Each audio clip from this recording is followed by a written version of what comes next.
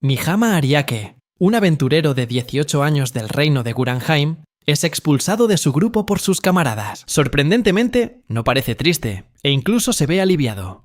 Esto molesta enormemente al líder del grupo, Harunoa Vivia, a quien le irrita la actitud indiferente de Ariake sobre su expulsión.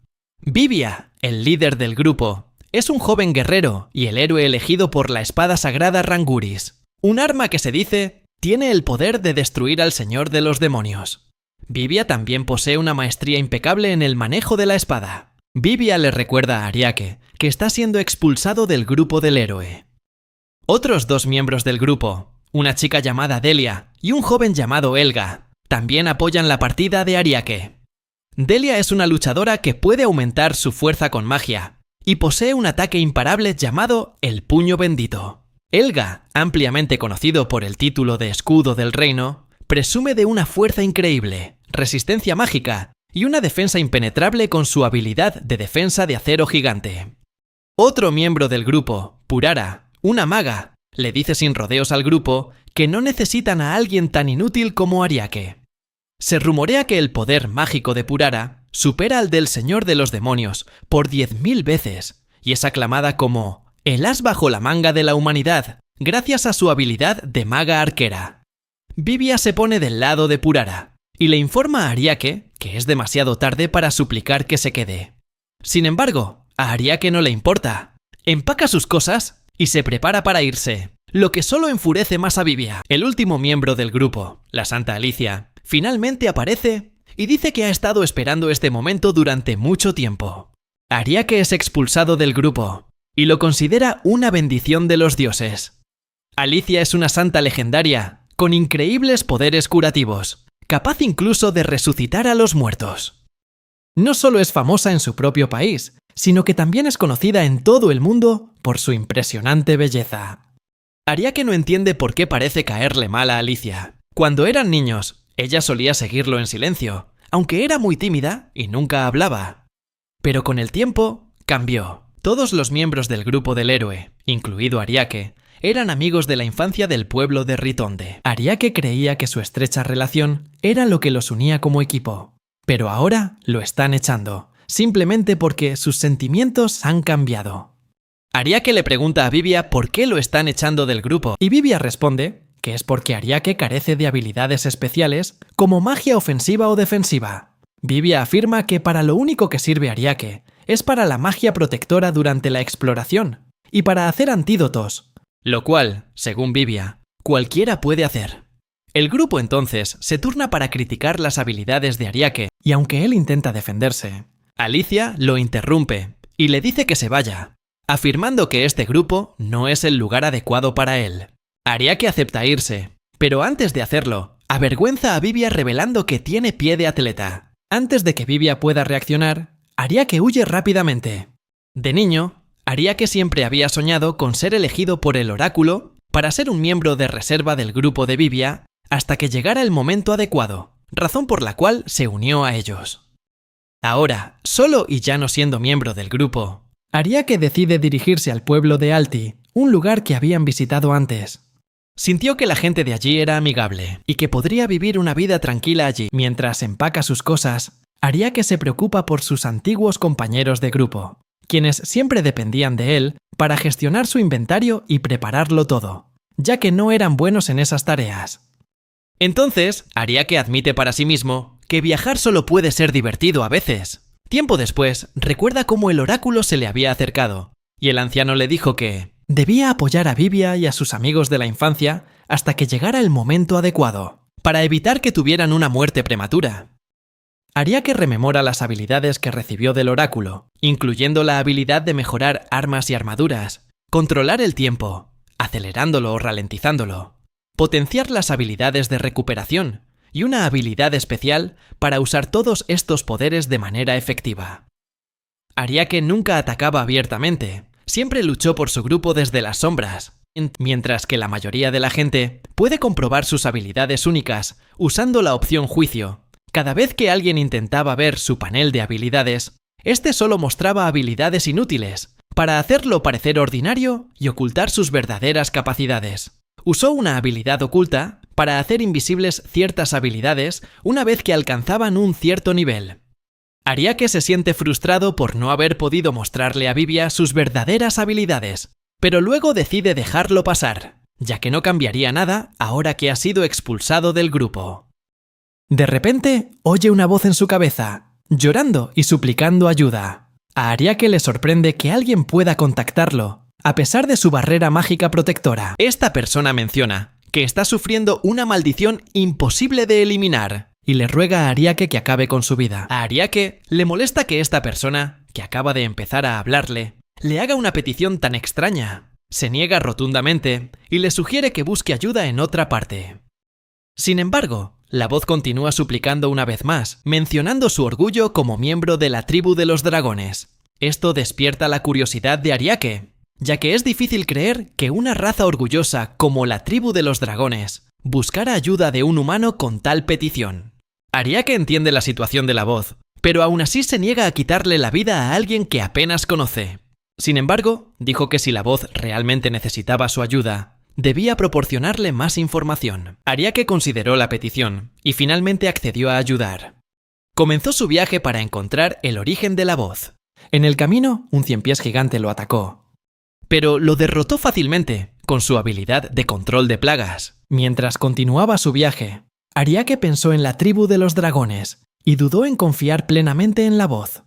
Recordó que los dragones solo se someten a los humanos después de ser derrotados y reconocer su fuerza, lo que le hacía difícil creer que le pidieran ayuda a un humano. La duda comenzó a apoderarse de él, y Ariake sospechó que alguien más podría estar detrás de la llamada de auxilio, con intenciones maliciosas. Decidió investigar la zona. Y finalmente descubrió una mazmorra sellada, rodeada de muchos cuerpos sin vida. Ariake supuso que estos cadáveres eran probablemente ladrones que habían muerto intentando forzar la puerta en busca de un tesoro. Consideró derribar la puerta, pero rápidamente se dio cuenta de que eso podría acarrear problemas imprevistos, así que decidió despejar el área y pensar bien las cosas. De repente, un hombre extraño que sostenía un objeto esférico apareció detrás de Ariake, aconsejándole que no se precipitara. Las cosas se pusieron aún más extrañas cuando los cuerpos sin vida comenzaron a levantarse. Ariake se dio cuenta rápidamente de que el objeto en la mano del hombre era el orbe del nigromante, capaz de controlar a los muertos. El hombre confirmó con seguridad que efectivamente era el orbe del nigromante y declaró con orgullo que se lo había quitado a alguien. Ariake lo reprendió por recurrir a un truco tan cobarde, pero esto solo enfureció al hombre. Lo amenazó con convertir a Ariake en un zombi. Los zombis se movilizaron para atacar, pero Ariake activó rápidamente su habilidad de restauración, haciendo que todos los cuerpos sin vida se desmoronaran en polvo. El hombre quedó atónito por el poder de Ariake y le preguntó quién era. Ariake respondió humildemente que solo era alguien a quien habían echado del grupo del héroe por ser bueno para cargar cosas. El hombre se quedó allí, estupefacto, incapaz de creer que alguien como Ariake pudiera desatar un ataque tan poderoso. Ariake lo corrigió, explicando que no era magia, sino su habilidad de restauración, que tiene la capacidad de devolver las cosas a su estado original. Los zombis vuelven a ser cadáveres, y los cuerpos en descomposición se convierten en polvo. El hombre, frustrado, insistió en que nunca antes había oído hablar de una habilidad así. Antes de que pudiera reaccionar, un zombi lo agarró de repente y lo tiró de la roca en la que estaba. Ariake le advirtió que los zombis en descomposición necesitaban algo para reemplazar sus cuerpos putrefactos, y que esa era la razón del ataque. Señaló que, ya que el hombre usaba el orbe del nigromante, debería haber anticipado las consecuencias. El hombre gritó, mientras los zombis lo despedazaban y lo devoraban. Ariake decidió concentrarse en entrar a la mazmorra, pero entonces cambió de opinión y usó su habilidad de cambiaformas. Cambiaformas es una habilidad que permite al usuario cambiar su forma a lo que desee. Ariake se transformó en un topo, usando su capacidad de excavar para colarse en la mazmorra sin romper la puerta sellada, y lo consiguió. Una vez dentro, Ariake quedó asombrado por el inmenso tamaño de la mazmorra.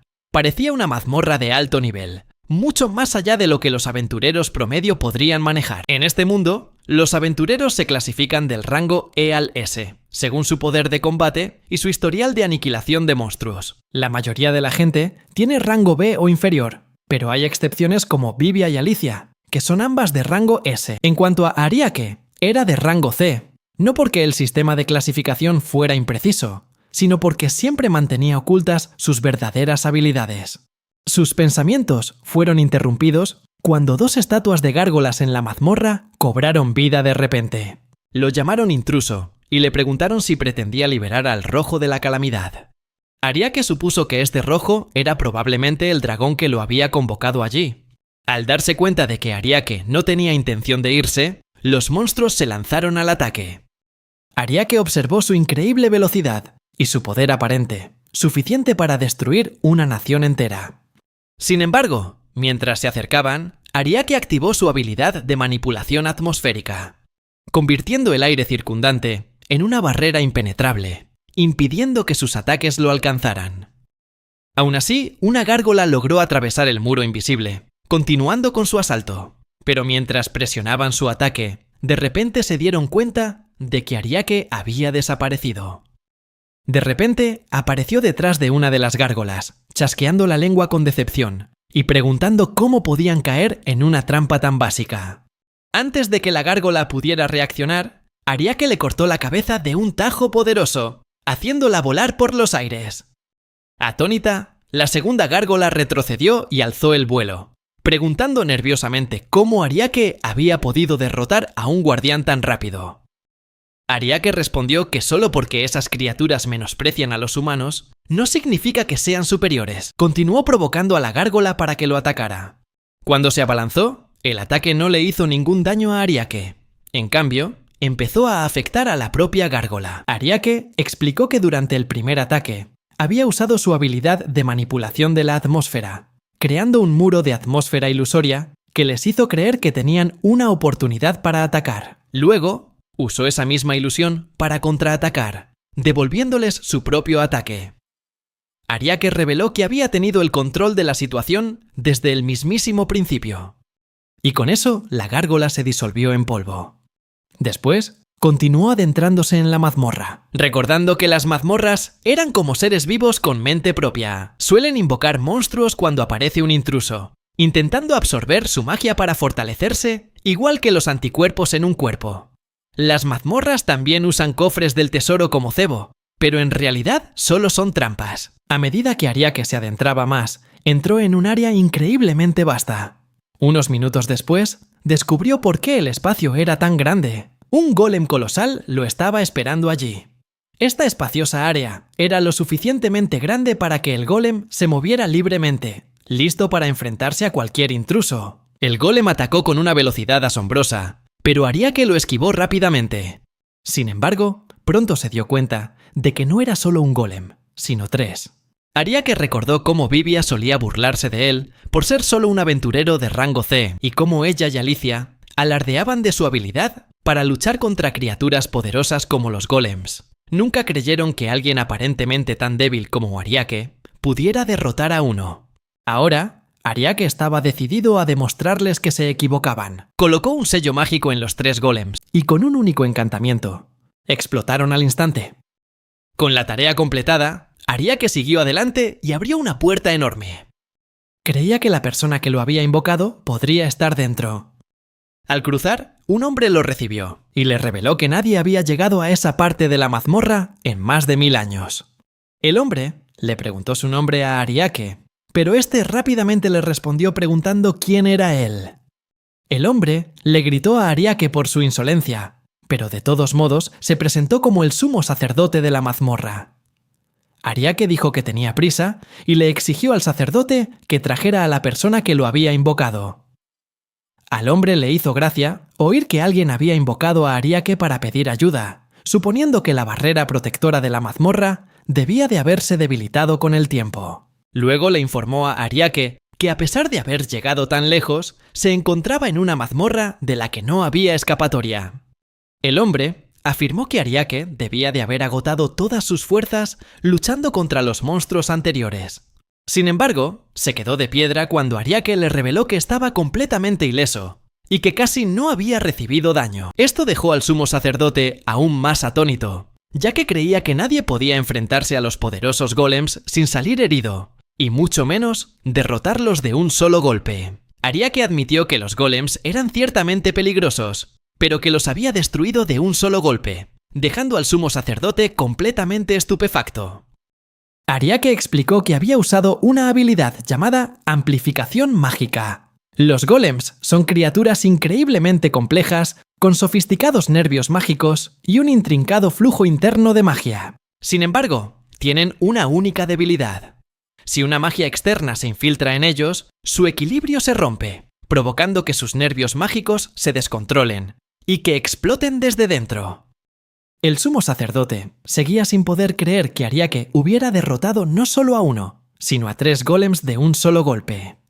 Esos golems podían soportar el poder mágico combinado de una nación entera, lo que hizo que el sumo sacerdote quedara increíblemente impresionado con Ariake.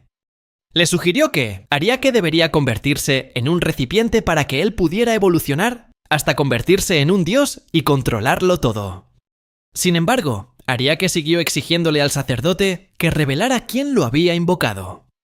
Mientras buscaba, Ariake se topó con un cristal gigante, y al mirar dentro, vio a una niña atrapada en su interior. El sumo sacerdote explicó que la niña encerrada en el cristal era la hija del dragón Gespent, y que iba a ser usada en un ritual para ayudarlo a evolucionar hasta convertirse en un dios. Ariake reprendió al sumo sacerdote por aprisionar a una niña tan joven durante tanto tiempo, diciendo que, sin importar lo que ella fuera, ese acto seguía siendo un crimen. También señaló que el sumo sacerdote no era ningún genio, sino un simple criminal. Cuando el sumo sacerdote le preguntó por qué capturar a un dragón lo convertía en un criminal, Ariake le explicó que capturar a cualquier criatura, ya fuera un dragón o un gato, estaba mal. Luego se burló del sumo sacerdote, diciendo que alguien como él, que quería convertirse en un dios, jamás entendería conceptos tan simples. Esta burla enfureció al sumo sacerdote y disparó una ráfaga de energía de su báculo hacia Ariake. Ariake se defendió con una barrera protectora, pero aún así fue alcanzado por la explosión. El sumo sacerdote, creyendo que había ganado, se mofó de Ariake. Sin embargo, una pequeña piedra voló de repente directamente a la mejilla del sumo sacerdote, a solo centímetros de su ojo, causándole un dolor inmenso. Cuando el humo se disipó, Ariake apareció, completamente ileso. Expresó su sorpresa, pensando que el sumo sacerdote sería más fuerte después de absorber la energía del dragón. Pero se sorprendió de que su poder fuera tan patético. Esto enfureció aún más al sumo sacerdote. Y apuntó con su báculo al cristal que contenía a la chica dragón, amenazando con hacerle daño si Ariake se defendía. Como no quería que la chica saliera herida, Ariake le dijo al sumo sacerdote que anularía su magia. El sumo sacerdote aceptó, y Ariake anuló su magia. El sumo sacerdote intentó atacar rápidamente, pero para su asombro, el cristal que contenía a la chica dragón se hizo añicos de repente, y un guijarro le atravesó el brazo. Se preguntó por qué un cristal tan poderoso podía romperse con tanta facilidad. Ariake le explicó que su habilidad de anulación no solo afecta su propia magia, sino también la magia de los demás. Ariake decidió romper el cristal, a pesar de que el sumo sacerdote le advirtió que era irrompible. Para sorpresa de todos, Ariake rompió el cristal con facilidad, atrapando a la chica y dejándola suavemente en el suelo. Ella recuperó rápidamente la consciencia y suspiró aliviada al verlo. La chica dragón confesó que no esperaba que Ariake la salvara después de haberlo contactado telepáticamente. Ariake usó su habilidad de juicio para comprobar su estado, pero ella lo apartó, diciendo que no tenía nada con qué pagarle a pesar de que la había salvado. Ariake le aseguró que no esperaba ninguna recompensa. La chica dragón finalmente se percató de la presencia del sumo sacerdote y se enfureció. Gritó, recriminándole por haberla aprisionado y robado su poder durante 1000 años. Intentó atacarlo, pero se desplomó en el suelo. Ariake le dijo que todavía estaba débil después de haber estado aprisionada tanto tiempo. La chica dragón empezó a deprimirse y a quejarse de que era una inútil. Ariake le preguntó por qué pensaba eso, y ella le explicó que se lo contaría, ya que él la había salvado.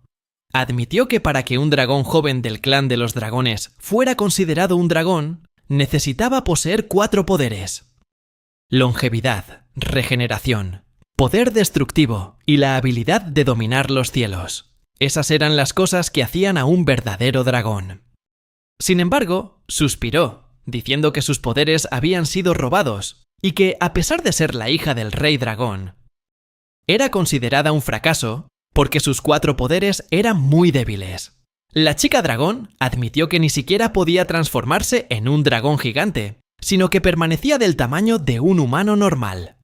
No podía usar bien la magia, y por eso fue exiliada de su país por avergonzar a la familia real. Después, fue capturada y le robaron sus poderes. Concluyó que, aunque sus poderes eran débiles, se los habían robado igualmente, lo que significaba que ya no era un dragón. Abrumada por la vergüenza, le suplicó a Ariake que acabara con su vida, ya que no podía soportar seguir existiendo en ese estado. En lugar de concederle su petición, Ariake le dio un golpecito alegre en la cabeza con los dedos, sobresaltándola. Él le recordó que le había prometido no hacerle daño, sino ayudarla. Le acarició suavemente la cabeza, despertando fuertes emociones en su interior. Con los ojos llenos de lágrimas, le confió que sus poderes eran irrecuperables y que, aunque volvieran, seguiría siendo débil.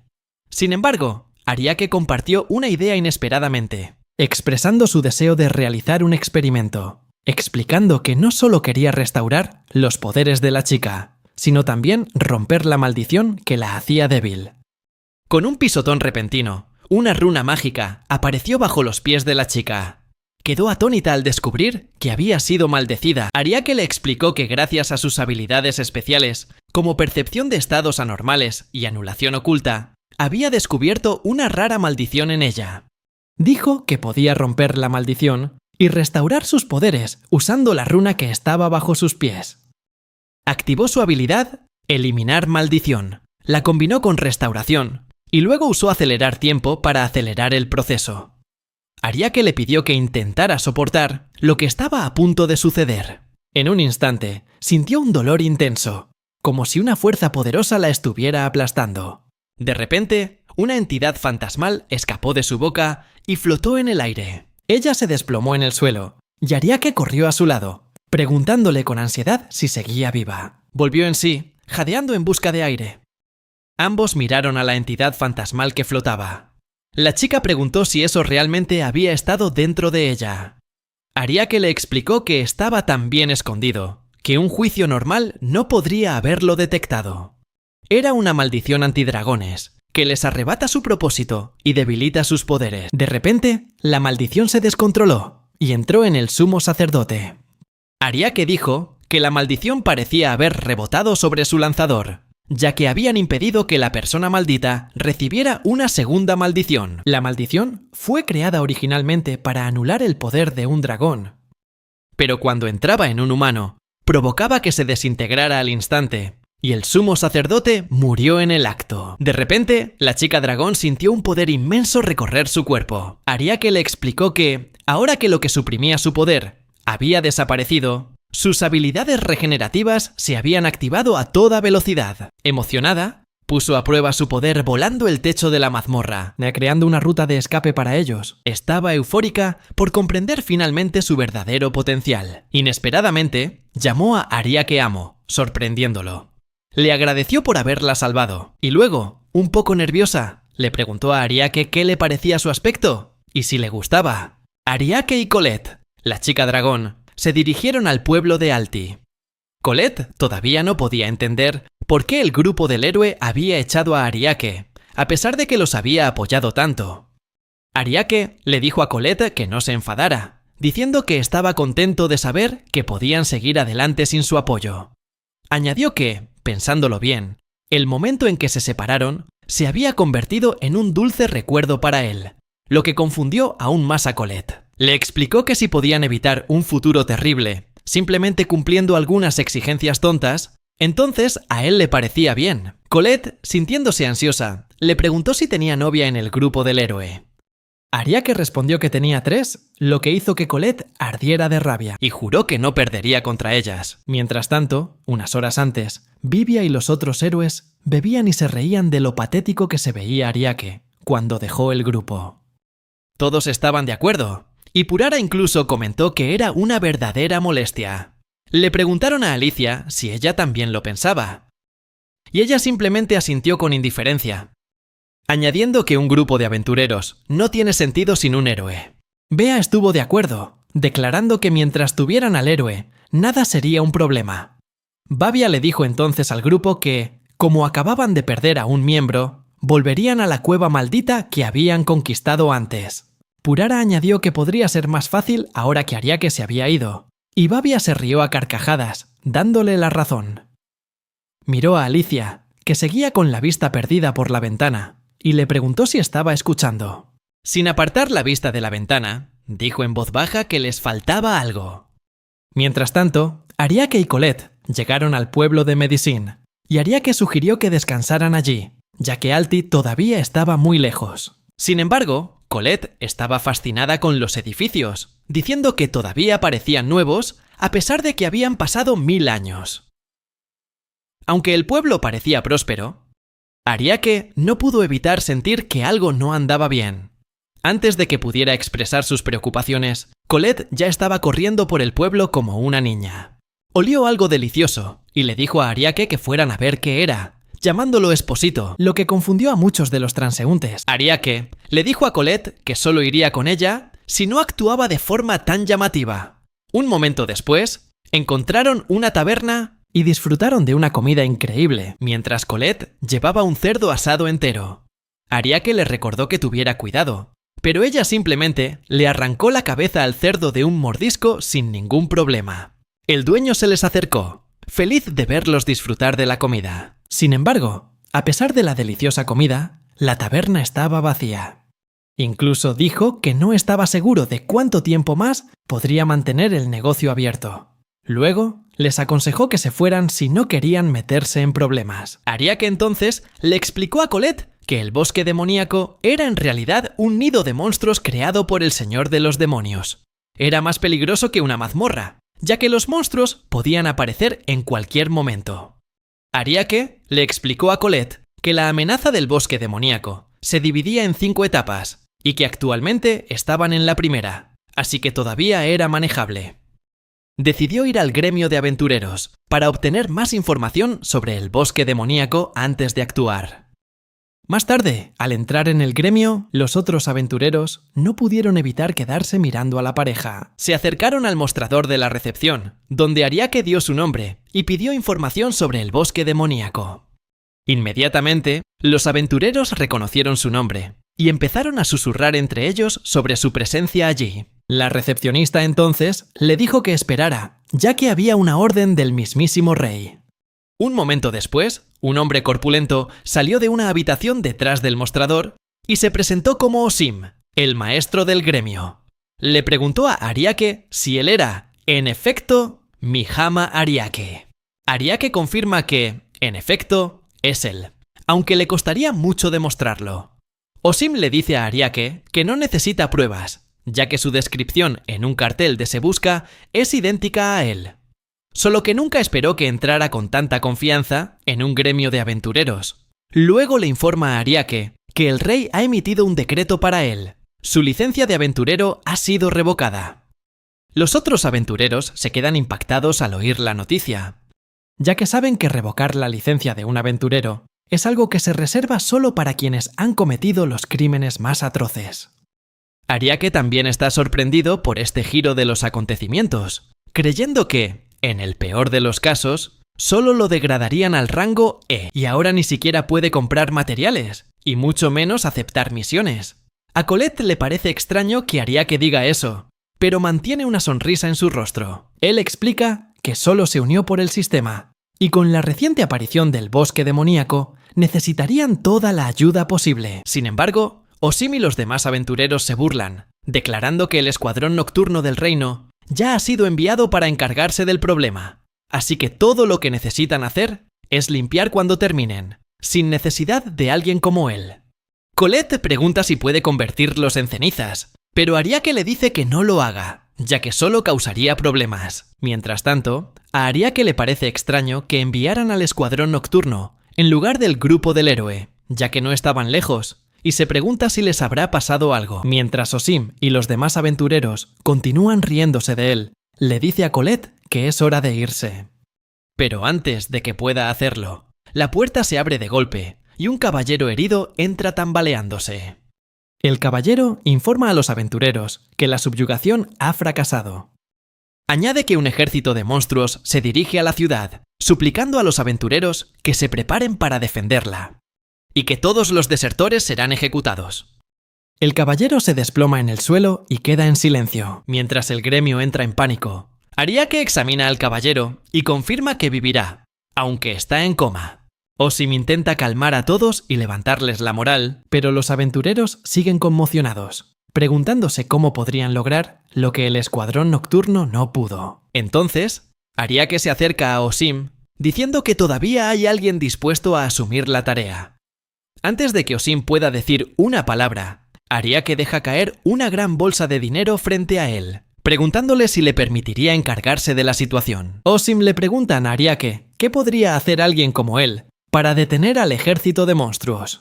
Ariake le dice que no diga esas cosas y pregunta cuál sería la paga por la operación de limpieza. Osim dice que les pagarían una moneda de oro a cada uno, lo cual es demasiado poco considerando que arriesgan sus vidas por ello. Ariake está de acuerdo, diciendo que si a los trabajadores no se les paga un salario razonable, es comprensible que no quieran hacer el trabajo. Luego cuenta a los presentes, confirmando que deberían ser suficientes.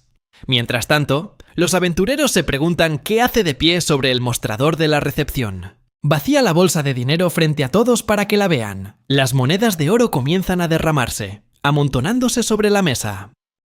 Ariake promete recompensar a cualquiera que lo siga, participe y se quede hasta el final de la batalla que se avecina, con un generoso pago de 100 monedas de oro. Al principio, los aventureros se muestran escépticos, pensando que podría ser solo una promesa vacía. Pero Ariake declara que es un contrato bajo las regulaciones del Gran Reino. Dicen que es algo tan sagrado, que incluso se considera una maldición vinculante. Con eso, los aventureros comienzan a considerar la oferta, plenamente conscientes de lo que valen 100 monedas de oro. Ariake entonces les recuerda que, como aventureros, son la única barrera entre los monstruos y la pacífica ciudad. Es su deber arriesgar sus vidas para luchar y preservar esa paz. Al oír esto, los aventureros comienzan a vitorear, con la moral por las nubes. Osim entonces les ordena que comiencen a prepararse para el camino que les espera.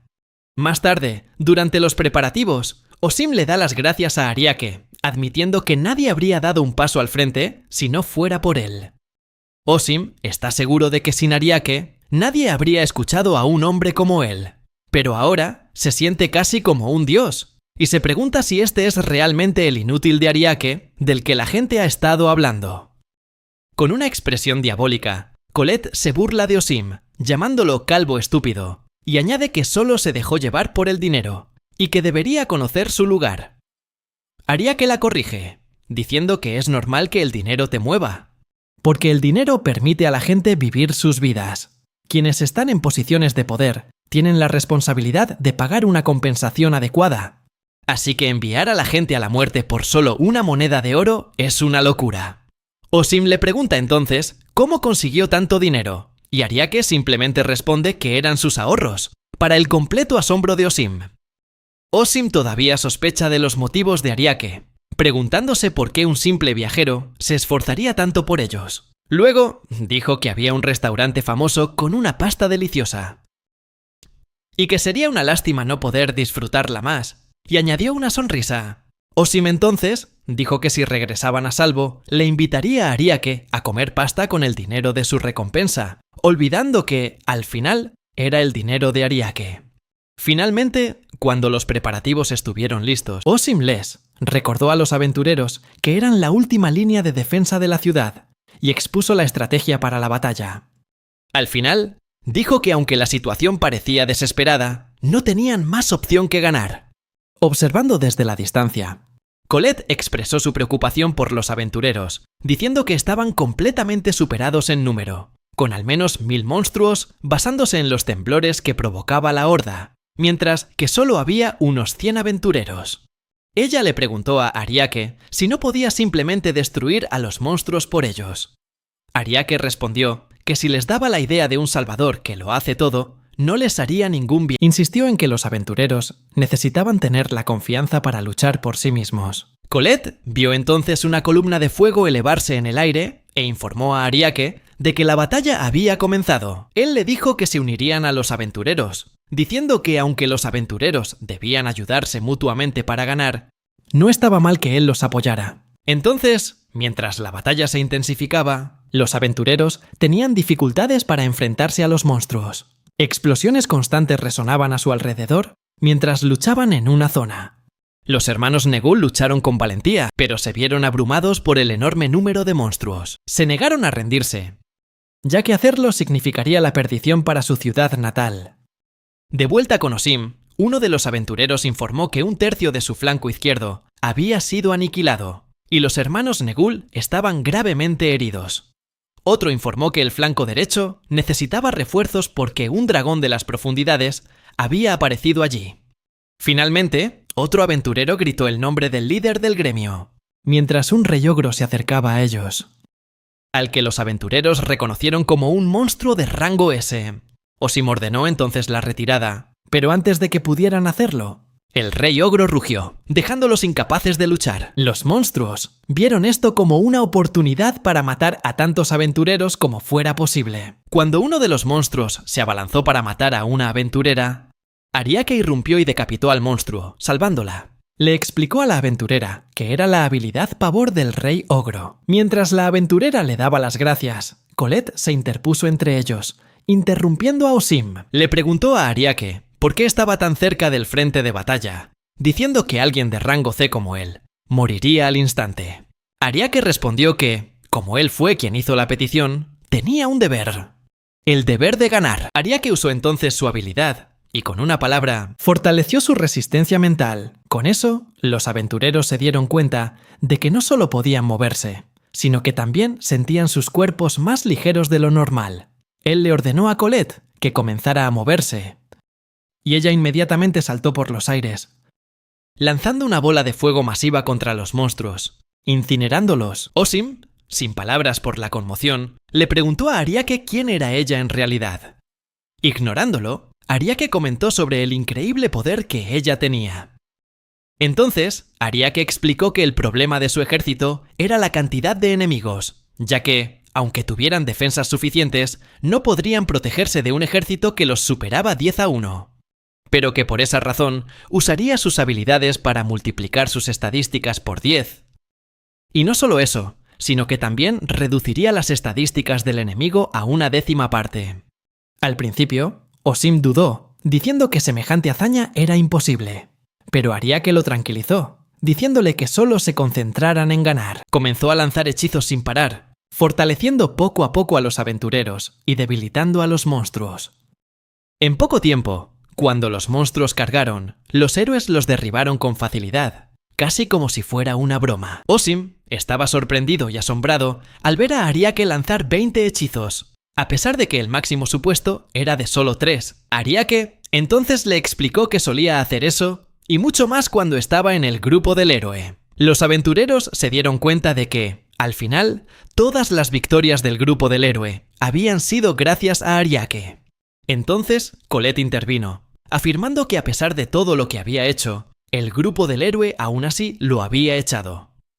Ariake le dijo inmediatamente que no dijera eso, explicando que simplemente habían decidido que podían seguir adelante sin sus habilidades, y que él respetaba su decisión como un padre. Algunos de los otros aventureros advirtieron que venían más monstruos. Sin embargo, esta vez, comenzaron a moverse con más confianza gracias a la protección de Ariake. Se dieron cuenta de que el rey ogro no se movía mucho, tal vez porque era cauteloso, o porque no creía necesitarlo si podía dejar que los otros monstruos hicieran el trabajo. Sin embargo, Ariake no pudo evitar sentir que algo andaba mal, confundido sobre por qué un monstruo como el rey ogro aparecería en las primeras etapas del bosque de los demonios. Entonces, le dijo a Colette que ella podía ir a luchar contra él, ya que los aventureros no serían capaces de derrotar al rey ogro. El rey ogro intentó aplastar a algunos de los aventureros bajo su mano, pero Colette lo detuvo a tiempo. Luego intentó rugir de nuevo, pero Colette le dio un puñetazo en la cara, haciéndolo retroceder. Después de lanzar algunos hechizos más, Ariake pateó al ogro, barriéndole las piernas. Mientras Colette estaba distraída mirando a Ariake, el rey ogro la agarró y la estrelló contra el suelo. Osim pensó que se refería a cuando el rey ogro estrelló a Colette contra el suelo, pero cuando Colette se levantó, Ariake aclaró que no se refería a eso. Mientras se levantaba, le dijo a Ariake que le iba a mostrar al rey ogro un poco de su poder. Ariake se sintió intrigado y aceptó ver de qué era capaz. Mientras Osim derribaba a un goblin, se dio cuenta de que era el último de los más pequeños. Uno de los aventureros informó que ambos flancos habían terminado de eliminar a los monstruos restantes. Entonces, Osim le dijo a un aventurero que informara a los demás que reforzarían al equipo central en el bosque de los demonios. Luego se giró hacia Ariake, diciendo que ya habían acabado con los otros monstruos, pero se detuvo en seco al ver un vórtice gigante en el cielo, creado por el rugido del ogro. Los aventureros cayeron al suelo, incapaces de soportar la presión. Mientras tanto, Colette, limpiándose la sangre de la cara, le dijo a Ariake que debían terminar con esto. Sin embargo, a Ariake le preocupaba si ella podría usar su poder recién recuperado y la tensión que podría suponerle. Así que, por si acaso, le lanzó algunos hechizos de mejora. Colette se sintió un poco ofendida por esto, creyendo que la estaba subestimando. Ariake se disculpó, aferrándose claramente a sus hábitos sobreprotectores de sus días en el grupo del héroe. Colette, entonces, le dijo a Ariake que no se preocupara, porque si lo consideraba como su amor por ella, entonces se sentiría mucho más fuerte. Mientras ella aumentaba su poder, algo comenzó a resonar en Ariake. Le dijo a Colette que si de verdad era una diosa dragón, entonces debía usar sus poderes de caballero dragón como quisiera. Entonces usó la habilidad Batalla Decisiva. Colette reveló su verdadera forma, y el gran dragón apareció en el campo de batalla, para sorpresa de todos los aventureros. La habilidad Batalla Decisiva permite a una persona recuperar su poder innato por un corto tiempo, así que usarla en Colette le permitió usar su poder innato sin sufrir la tensión que conllevaba. En su nueva forma, Colette le declaró al rey ogro que, en su nombre, y en nombre de la caballero dragón Ariake, ella dictaría sentencia sobre él. Entonces invocó llamas y usó la habilidad Ira Final, un poderoso rayo de luz que cayó sobre el ogro, y lo envolvió, sacudiendo el campo de batalla. Cuando el humo se disipó, los aventureros quedaron atónitos al ver que el rey ogro había sido completamente vaporizado. Inmediatamente, Colette volvió a su forma normal y se desplomó. Ariake la atrapó justo a tiempo, diciéndole que había hecho un gran trabajo. Ella sonrió y le dijo a Ariake que usar todo su poder se sintió increíble. Esto marcó la derrota del rey ogro. De repente, una luz apareció en el cielo. Osim la reconoció como una señal del equipo central, marcando el final de su misión de limpieza. Los aventureros comenzaron a vitorear, calificando la batalla como un milagro.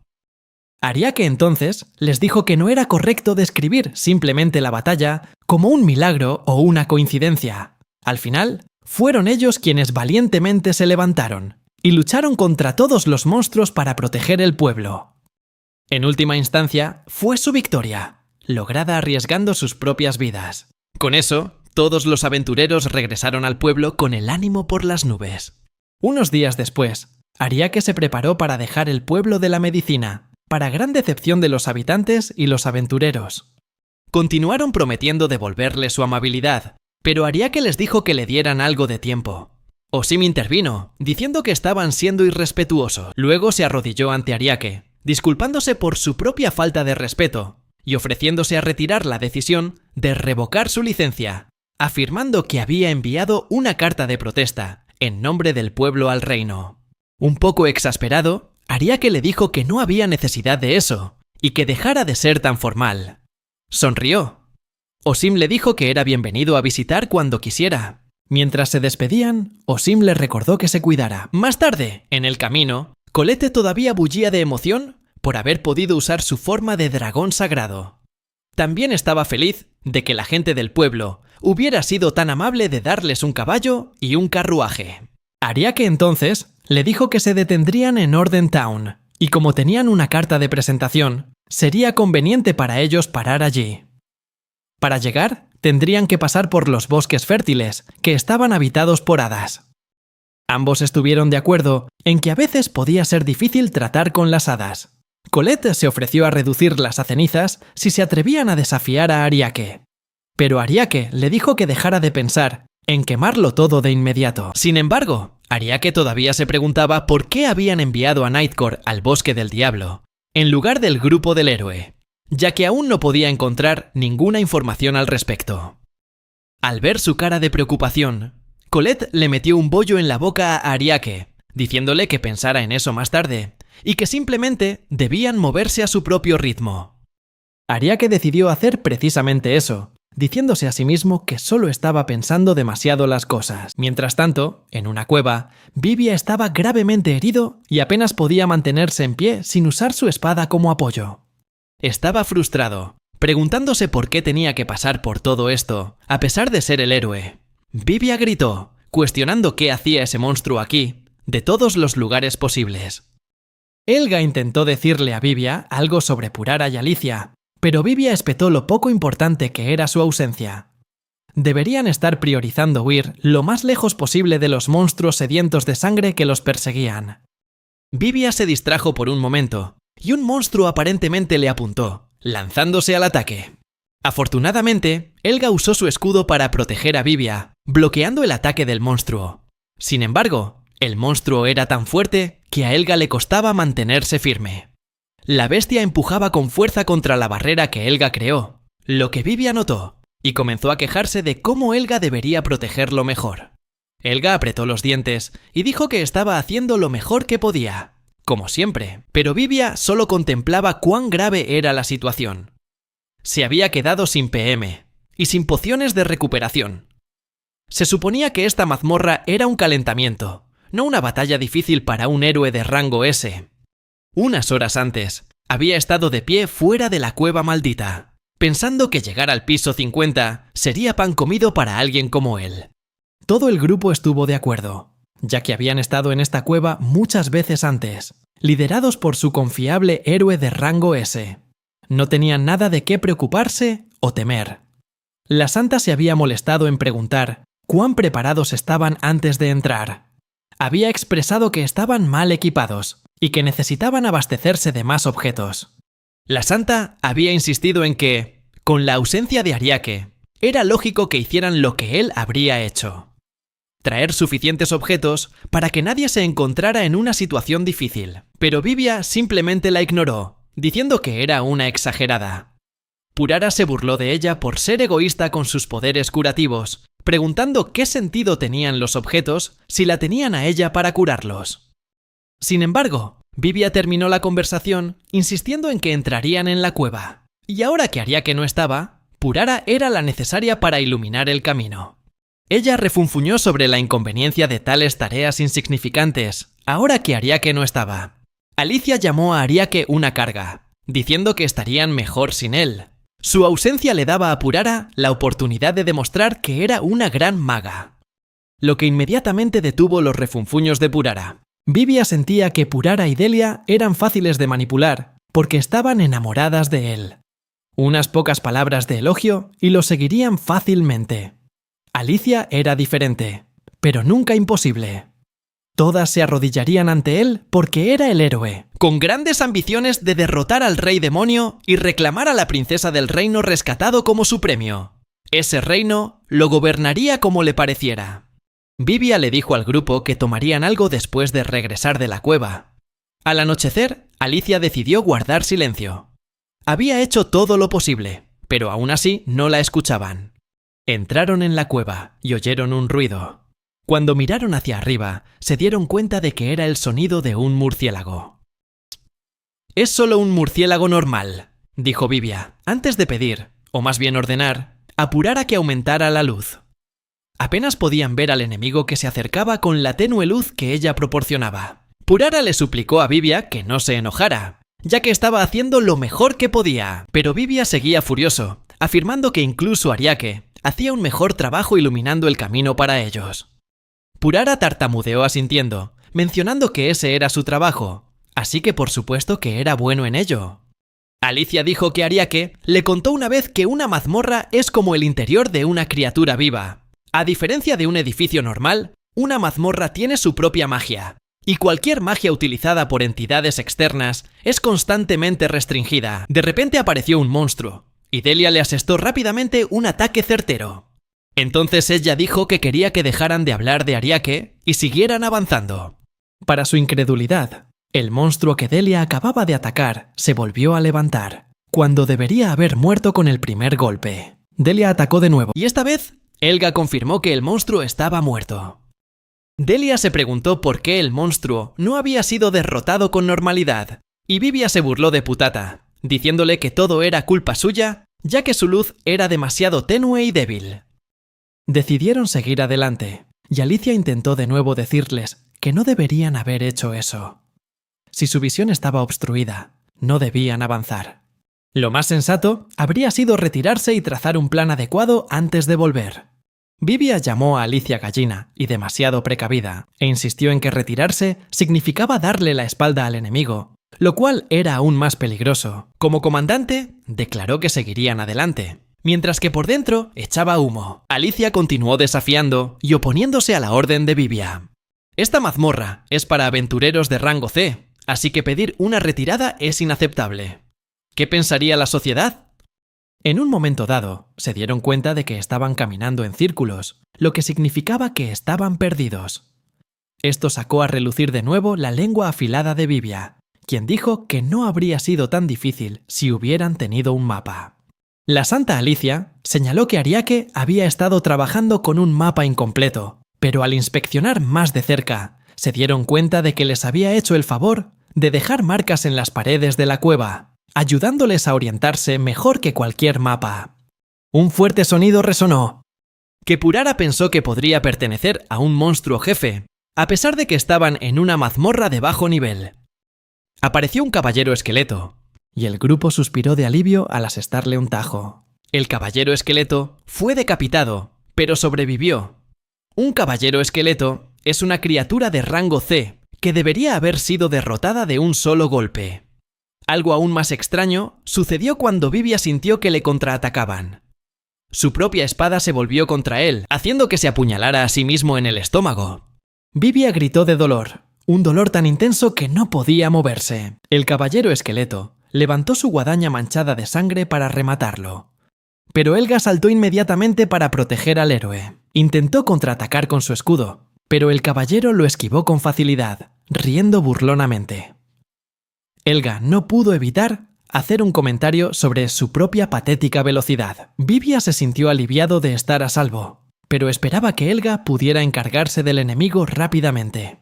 Delia observaba conmocionada, preguntándose si los caballeros esqueleto siempre habían sido así de duros. Las criaturas esqueléticas son monstruos de nivel 20, que cualquiera debería poder derrotar.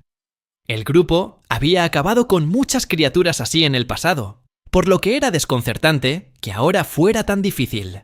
Helga seguía luchando contra el monstruo, lo que provocó que Vivia le gritara por su incompetencia. Afortunadamente, Helga se defendió, diciéndole a Vivia que se callara, ya que él mismo no había tenido mejor suerte con el monstruo. Delia intervino con su puñetazo mortal, imposible de bloquear.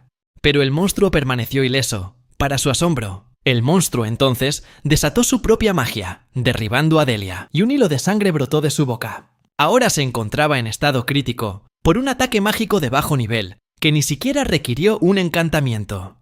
Purara sabía que era extraño que sus poderes fueran tan débiles. Vivia está de acuerdo, y le ordena a Purara que use magia de apoyo en el grupo.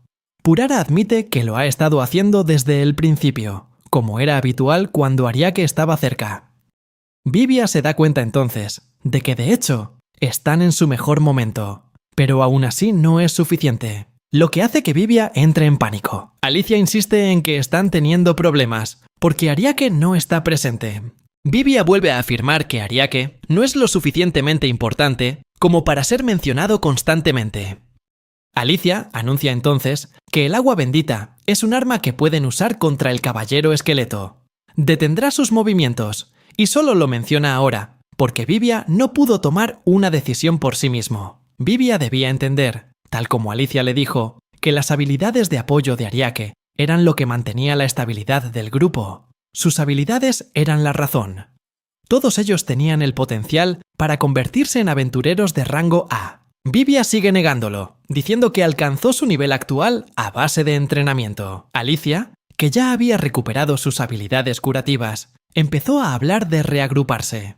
Se retirarían por un tiempo porque su equipamiento no era lo suficientemente bueno. Esa palabra otra vez. Retirada. Vivia quiso oponerse, pero Alicia les aseguró que si continuaban, solo les esperaba la muerte. Al final, decidieron abandonar la mazmorra. Mientras se iban, Alicia admitió que podría usar más de su poder curativo en ellos, pero eso agotaría su maná. Usar su PM tan a la ligera no era una decisión sabia. Vivia sugirió usar objetos, pero a todos se les estaban agotando. Le exigió a Purara que le entregara todos sus objetos de apoyo, pero ella se negó, diciendo que los necesitaría en el futuro.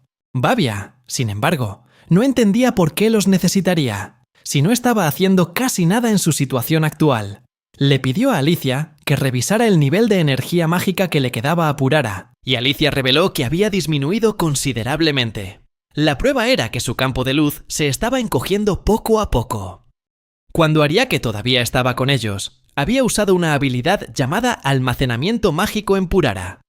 Por eso ella siempre presumía de poder llevar más de 10.000 objetos. Purara entró en un estado de negación, acusando a Alicia de decir tonterías solo porque la habían molestado un poco. No podía aceptar que el título de Santa Tess de repente hubiera hecho que Alicia se sintiera tan poderosa. El grupo continuó discutiendo y quejándose. Y entonces despertaron a algo que dormía. Habían despertado a un Fenrir, un monstruo que se suponía que solo existía en el piso 99. El Fenrir acababa de salir de su guarida para buscar algo de comer, y al ver a su grupo, decidió que serían su almuerzo. Vivia lo reconoció como el guardián del infierno, por su palpable instinto asesino, poniendo a todos en un peligro extremo. El Fenrir, según los rumores, vivía en el piso 99, no en el 15. Era un monstruo que hasta los aventureros de rango S tenían dificultades para enfrentar. Purara sugirió que todos corrieran, pero Vivia replicó que un movimiento tan imprudente podría llevar a la aniquilación de todo el grupo. Incluso Vivia se dio cuenta de esto. Podrían haberse encargado del monstruo con facilidad en el pasado, pero ahora no. Por mucho que todos quisieran correr, la mejor opción en este momento era usar a alguien como señuelo. Empezó a analizar quién sería adecuado, descartando a Alicia, ya que era un miembro de rango S con habilidades de curación esenciales. Elga y Delia también fueron descartadas. Eso dejaba a Purara. Vivia le dio un puñetazo en el estómago y le quitó los objetos extra que sospechaba que guardaba. Elga le gritó que detuviera esa estupidez, llorando que era el peor momento posible para estar divididos. Vivia replicó que necesitarían esos objetos para escapar y que no había otra manera. El cruel plan era dejar atrás a Purara mientras los demás escapaban. Ella era el eslabón más débil, con poca magia, lo que la convertía en una carga para el grupo. «No es que la estemos abandonando», dijo él. «Solo la dejamos temporalmente para que podamos escapar y conseguirle ayuda». Delia estuvo de acuerdo con el plan, dejando a los demás atónitos e incrédulos. En realidad, Vivia no tenía ninguna intención de pedir ayuda. Purara iba a ser el señuelo, e iba a morir. Alicia se negó a irse y se ofreció a quedarse para luchar contra el Fenrir. Creó una barrera mágica que bloqueó a los otros 3 miembros, dejando solo a ella y a Purara para enfrentar el peligro. Vivia se alegró de la barrera, ya que le compró al grupo tiempo suficiente para escapar. Anunció rápidamente que se iban de inmediato y prometió volver con refuerzos. Purara los vio marcharse, jurando que nunca los perdonaría. Los maldijo, pero el Fenrir se ofreció a encargarse del grupo por ella, diciendo que sus maldiciones eran innecesarias. Alicia comenzó a conversar con el Fenrir, lo que frustró a Purara. Estaba aterrorizada de que fueran a morir. No era momento para charlar con un monstruo. Alicia le dijo a Purara que se calmara, diciendo que no tenía ninguna intención de dejar que murieran. El Fenrir le preguntó a Alicia qué quería, ya que su determinación era clara. Se preguntó si quería vengarse de sus compañeros o si quería el poder para salvar el mundo. Alicia respondió que no quería ninguna de las dos cosas. En cambio, Lo único que quería era traer de vueltas a Ariake y tener un romance con él. Esto enfureció aún más a Purara. Afirmó que Ariake era un inútil y no un héroe. Alicia replicó que Ariake era especial, en contra del juicio del tasador. Alicia le pidió entonces permiso al Fenrir para contarle una historia, y este aceptó. Empezó explicando que había estudiado todos los libros del continente, hasta que llegó a una conclusión. Ariake tenía una habilidad única llamada el dios a tu lado. La curiosidad de Purara comenzó a crecer. Alicia continuó, diciendo que era un cuento de hadas que había existido durante más de 10.000 años. Era una historia que todos habían escuchado desde niños, de boca de sus propias abuelas. El cuento decía que cuando apareciera el héroe que salvaría el mundo, este sería servido por un dios que le proporcionaría todo tipo de ayuda. Purara preguntó si eso significaba que Ariake era un dios, pero Alicia explicó que era solo una metáfora, que no debía tomarse literalmente. Ariake era más bien como alguien elegido por los dioses. En el cuento de hadas, la deidad era descrita como un ser benévolo, que siempre ofrecía consejos al héroe, y lo ayudaba en todo lo posible para salvar el mundo. Derrotar al rey demonio habría sido imposible sin la ayuda de esta deidad. Desde potenciar estadísticas, usar habilidades y administrar objetos, hasta guiar al grupo a través de las mazmorras, el grupo del héroe pudo mantener su condición óptima gracias a Ariake. Él era el apoyo perfecto para el grupo del héroe, tal como lo describía el cuento de hadas. Alicia intentó persuadir a Purara, razonando que ya debía haberse dado cuenta hace mucho tiempo. Ariake había sido su base, y ahora estaban teniendo problemas contra criaturas de bajo nivel como los caballeros esqueleto. Fenrir declaró que el tiempo para discutir se había acabado, y Alicia le dio a Purara los objetos de apoyo y recuperación que había traído. Le dijo a Purara que los usara y diera apoyo desde la retaguardia. Si no actuaban rápido, a pesar de las constantes quejas de Purara, todos morirían. Fenrir dijo que matar a seres como ellos no sería ningún problema, y Alicia razonó que si realmente no valía la pena luchar contra ellos, entonces Fenrir podría simplemente perdonarles la vida. Fenrir expresó que había vivido en la mazmorra durante tanto tiempo, y estaba tan aburrido que quería entretenerse con una batalla contra ellos. Purara comenzó a huir con los objetos que Alicia le había dado, ya que parecía que cada uno solo se preocupaba por sí mismo. La barrera de Alicia se disipó, y admitió que originalmente fue creada para evitar que cualquier elemento externo interfiriera. Fenrir cargó rápidamente a la batalla, pero después de unos pocos intercambios, se dio cuenta de que Alicia no era un objetivo tan fácil como había pensado. Alicia estaba bien preparada. Le asestó a Fenrir un fuerte golpe con su báculo, haciendo que perdiera el equilibrio temporalmente. Fenrir reconoció su fuerza y preguntó si Alicia era realmente humana, para ser capaz de hacer retroceder a un monstruo tan gigante. Alicia le aseguró que ese era solo uno de sus ataques más débiles, porque ya no tenía el apoyo de Ariake para hacerla más fuerte. Esto enfureció a Fenrir, ya que ella podía hacerle frente incluso en su estado más débil. Fenrir continuó admitiendo que el poder de Alicia no era algo que un humano normal poseyera, y su curiosidad le hizo querer saber la verdadera fuente de esa gran fuerza. Alicia expresó que había entrenado mucho, pero Fenrir no se lo creyó fácilmente. Afirmó que todo tiene sus límites, e incluso el entrenamiento excesivo solo podía otorgar cierto poder. Intentó encontrar la verdadera respuesta. Pero Alicia se mantuvo firme, afirmando que su fuerza era el resultado del entrenamiento. O quizás no era una tapadera, porque según ella, su poder actual era el fruto de muchos años de duro entrenamiento, del tipo que te hace doler el cuerpo y toser sangre. Fenrir entonces le preguntó por qué llegaría a tales extremos para obtener el poder que ahora tenía. Alicia admitió que Ariake siempre había sido su motivación. Una vez le dijo que tenía que volverse más fuerte. Si se volvía fuerte, podría impresionar fácilmente a Ariake.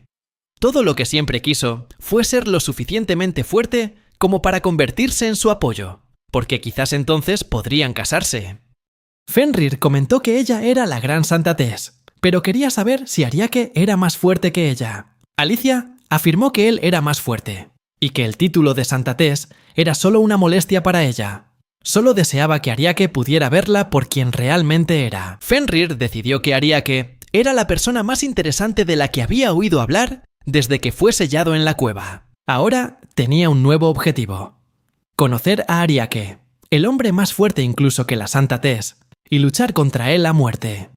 A Alicia le sonó como una misión suicida, y dudaba que Ariake aceptara luchar contra Fenrir en tales condiciones. A Alicia se le ocurrió una propuesta mejor.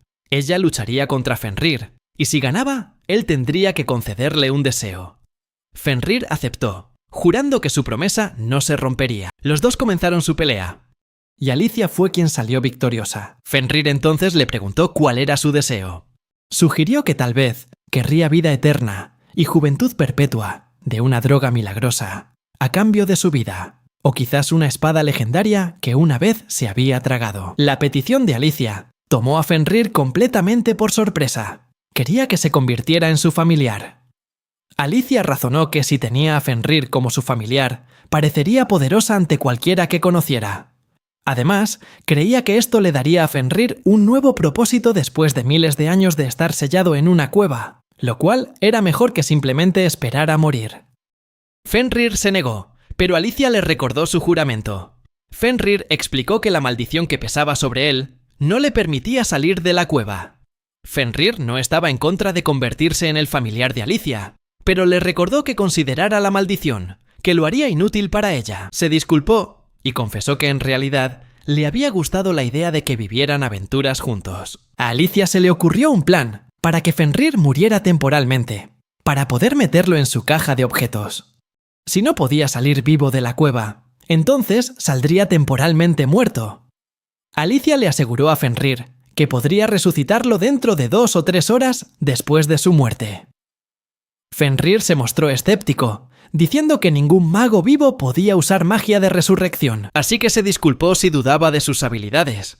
Alicia recordó que esa fue una de las raras veces que Ariake la había elogiado, por lo que siempre estaba ansiosa por usar sus ideas junto con su magia para lograr algo extraordinario. Fenrir tuvo que decidir entonces si viviría o moriría. Fenrir admitió que Alicia había sido una compañera interesante. Si de verdad podía resucitarla, entonces esperaba con ansias conocer a Ariake, el hombre que ella había mencionado tantas veces. Alicia le prometió que la traería de vuelta, y Fenrir juró lealtad y servicio tanto a Alicia como a Ariake tras su resurrección. Al salir de la cueva, Alicia planeó buscar un campo grande y abierto, sin testigos, para llevar a cabo la resurrección de Fenrir. Fenrir reveló que era hembra, y que podía adoptar una forma humana, lo que facilitaría las cosas. Sin embargo, Alicia lo malinterpretó, preocupada de que Fenrir pudiera convertirse en una rival por el afecto de Ariake si resultaba ser hermosa. Entonces tuvo que enfrentarse a sus celos, los cuales, combinados con el aumento de sus estadísticas, la dejaron aún más confundida. Alicia se reunió con el grupo y anunció que dejaba el equipo. Afortunadamente, también llegaron noticias de que Purara había escapado de la cueva sana y salva. Helga le dijo que todavía la necesitaban mucho, sobre todo ahora que el Consejo del Reino había decidido confiscar la espada sagrada de Bavia, porque había actuado de forma cobarde y abandonado a sus camaradas. Para recuperar la espada, el grupo necesitaba completar una misión de rango D. Revelaron que estaban buscando un nuevo porteador y que todavía había un lugar para Alicia si se sentía lista para volver. Alicia se sintió orgullosa, ya que ahora era libre para reunirse con Ariake. Mientras tanto, Ariake estaba ocupado salvando el pueblo de la medicina de los monstruos, y después se dirigió al bosque fértil donde vivían los elfos. Las noticias sobre el problema con la espada de Bavia aún no le habían llegado. Ariake y Colette llegaron al bosque de los elfos, pero fueron recibidos con una hostilidad sorprendente. Fueron rodeados por arqueros y soldados elfos, que tenían órdenes de arrestar a Ariake, a quien llamaban el desastre andante. El comandante del ejército le informó a Ariake que cumplirían su misión, tuvieran que usar la fuerza o no. Colette intervino furiosa, usando su magia de fuego para incinerar los arcos y flechas que les apuntaban. Incluso elogió su valentía por intentar capturar a su esposo, como solía llamar a Ariake. Parece que Alicia estaba a punto de enfrentarse a una rival inesperada. Colette estaba dispuesta a hacer más, pero Ariake la detuvo, ya que no entendía lo que estaba pasando. Los soldados no tenían intención de negociar, y, en su lugar, intentaron atacar a Ariake. Él aumentó su fuerza física para intimidarlos un poco. Pero lo acusaron de querer destruir su bosque. Aparecieron más elfos, uniendo fuerzas para crear la Barrera del Rey del Viento, una barrera de viento que podía despedazar a cualquiera que la tocara. Colette tenía algunos trucos para lidiar con la barrera, pero Ariake no quería destruir el bosque ni hacerles daño a los elfos. Tocó la barrera y cayó al suelo. El comandante del ejército se acercó para ver si estaba muerto. Resultó que Ariake había usado una habilidad para controlar su aumento de poder, lo que hizo que solo sangrara un poco. Le dijo al comandante que su acción era para demostrar que no tenía malas intenciones. Ariake pidió entonces negociar, pero el comandante seguía sin confiar en él. Después de todo, habían recibido la orden de capturarlo del gran rey elfo Hayes. Justo en ese momento, la princesa Sera, hermana del gran rey, entró corriendo y gritó a los soldados que cesaran las hostilidades. Explicó que conocía a Ariake y a Colette, ya que la habían salvado a ella, y al pueblo de la medicina no hacía mucho. La princesa Sera se había disfrazado de exploradora elfa cuando Ariake la salvó de una orquídea venenosa. Se arrodilló ante Ariake, disculpándose y suplicando su perdón, para gran sorpresa de todos los elfos presentes. Como forma de enmienda, los invitó a la aldea Alfa. Aunque el comandante del ejército no estaba de acuerdo, respetó la orden de la princesa. También ordenó que se notificara inmediatamente a Hayes de la presencia del desastre andante. De camino a la aldea, descubrieron que los troncos que flotaban en el río eran en su mayoría madera podrida que venía de río arriba. La princesa Sera los invitó a una deliciosa comida en su casa de la aldea. Sera fue muy amable con ellos, lo que hizo que Colette sospechara que tenía otras intenciones con su esposo. Después de la comida, Ariake pidió entender la situación del bosque y por qué lo llamaban desastre andante. Sera le explicó que el bosque había sido una tierra fértil hasta hacía aproximadamente un año. Aunque las zonas de los alrededores de la aldea Alfa aún no estaban afectadas, había un lugar sombrío en el bosque, donde se acumulaban nubes oscuras, y la putrefacción estaba en su peor momento. Parecía estar relacionado con la magia elemental, y era probable que de allí surgieran monstruos. Junto con la decadencia de los árboles, el orden público en la aldea también empeoraba. En cuanto a por qué llamaban a Ariake el desastre andante, esa fue la conclusión a la que llegó el gran rey Hayes, tras estudiar detenidamente los registros.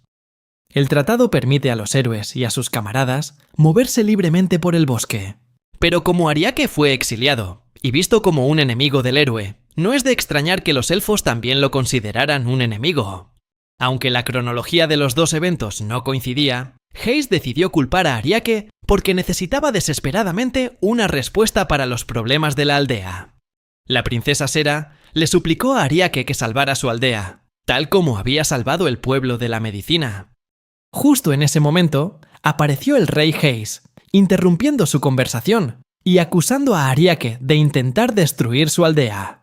Le puso unas esposas a Sera e ignoró sus súplicas. Sera sería encarcelada brevemente hasta que se calmara. Ariake intervino, destrozando las esposas de un solo puñetazo y exigiendo hablar con Hayes. La última acción de Ariake dejó a todos, especialmente a Hayes, completamente atónitos. Hayes estaba conmocionado por la audacia de este desastre andante. Ariake le dijo a Hayes que liberara a la princesa Sera y se centrara en él. El gran rey Hayes estaba furioso y cuestionó la imprudencia de Ariake. La tensión aumentó por ambas partes, y Colette también emitió un aura de combate, lista para atacar al gran rey, en parte por el bien de Ariake, y en parte porque las acciones de Hayes habían arruinado su comida. Ariake le dijo a Colette que se detuviera, mientras que Hayes estaba desconcertado por la presencia de Colette. Tras un momento de miedo, Hayes recuperó la compostura y decidió capturar a Ariake para salvar el bosque. Ordenó a sus guardias que los atraparan. Ariake y Colette no sabían cómo escapar, ya que las puertas estaban bloqueadas, pero, por suerte, la princesa Sera los llamó desde atrás y les mostró una ruta de escape. Saltaron desde una gran altura y siguieron corriendo, hasta que pusieron una distancia segura entre ellos y los guardias. Parece que los días de Sera, escapándose para vivir aventuras, finalmente habían valido la pena.